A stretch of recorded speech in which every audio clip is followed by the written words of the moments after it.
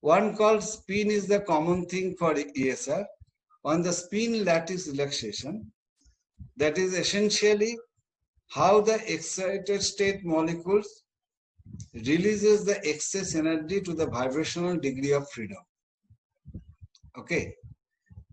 Now, what is happening? That is essentially happening in the solid state. And that could be restricted by freezing the molecule. That's why I said in the beginning that for ESR, you have to go to the low temperature. Why you need to go to the low temperature? Because you can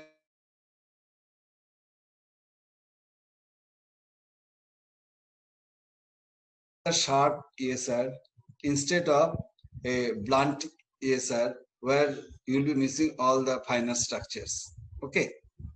Now, next question is that how to do it for the solid compound. You can measure the ESR like NMR in the solid or in the solution. The solid compound, if you freeze it, then that relaxation process would be automatically slowed down. And freezing it means I am talking about minus 77 K, nothing lower. The minus 77 K means you could imagine minus 190 some centigrade degree through liquid nitrogen, or even 4 K you can go by liquid helium, right? And for the solution, you will have more motions over there, that Brownian motion also. So motion should be there. The solution, one technique is if you make it actually your glassy solution. The glass, if you can make the glass. Now glass, to make the solution into the glass form, there are certain techniques. Okay, for example, if you take dichloromethane, and dichloromethane is a very good glass material. Any solution of dichloromethane, you freeze it at 77 K, you will be getting beautiful glass. And there your molecular motion would be restricted to a large extent. So if it is being restricted, that means what would happen, your relaxation time would be enhanced, and that would lead you to have your better fine EPR profile. Then you can, another factor is the spin-spin relaxation. Now, spin-spin relaxation is a rather very common thing. It is a magnetic induction, it says.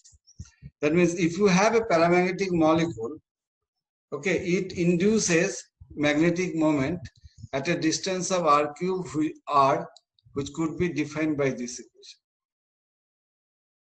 right? That means it's a h and r is inversely proportional, right? So, and it is the power of 3. That means slight increase in the distance between the two neighboring paramagnetic centers would decrease the magnetic field to a large extent. That means the induced magnetic field. Okay. So it essentially tells by some means if you can separate the two magnetic centers in solution or in solid, mostly in solid, two magnetic centers, then that induction would be reduced. And as a result, your spin-spin relaxation factor could be slowed down. So the one common technique in the solid state, which is very popular, and also in solution state, for example, it's called Host-Gates technique.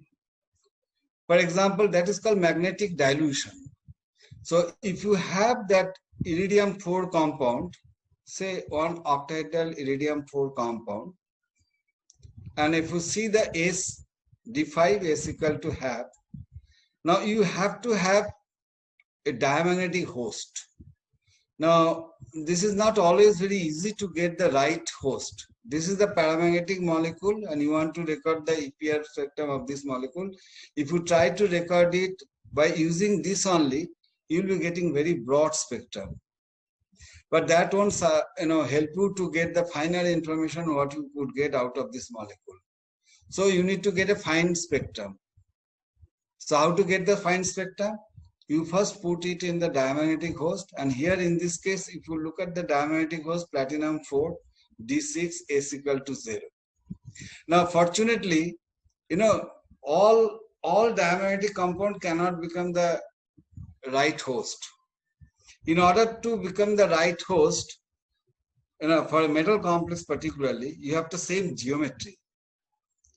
And same geometry can only help you to have a good magnetic mixture, right? So it should go into the lattice of each other.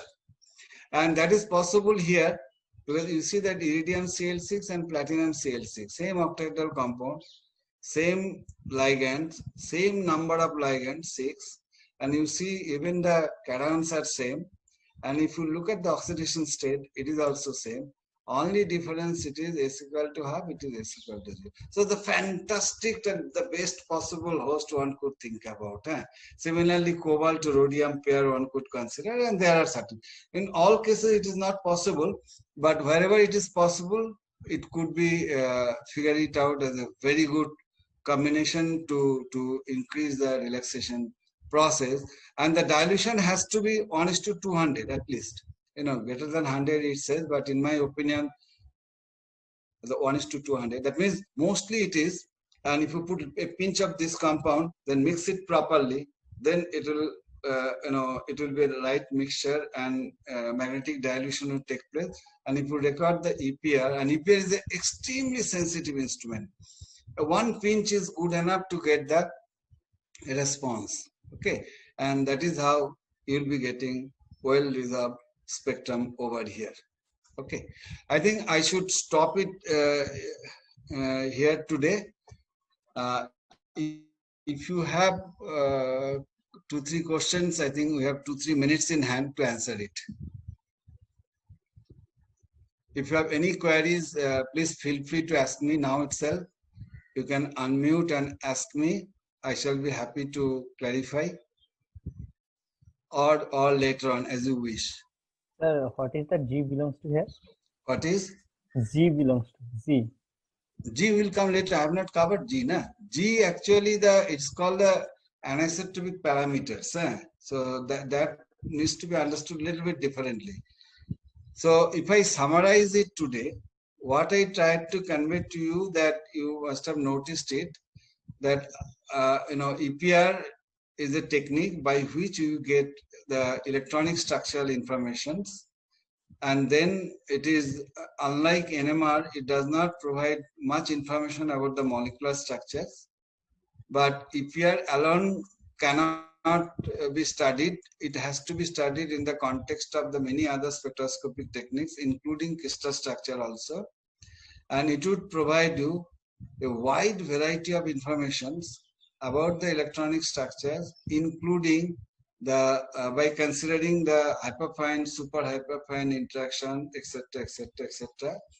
And then I tried to convey that it requires a very specialized technique.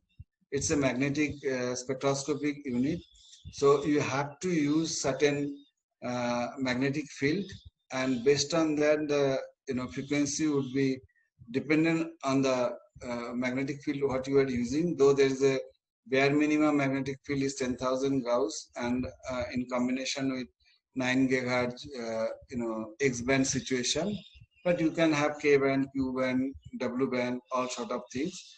And most of the cases, X band is good enough to understand the electronic features, but there are certain specialized cases where X band won't be very helpful. You need to go for high field EPR. We also tried to highlight the fact that how to record the EPR spectrum, the absorption mode, derivative mode, and what is the advantage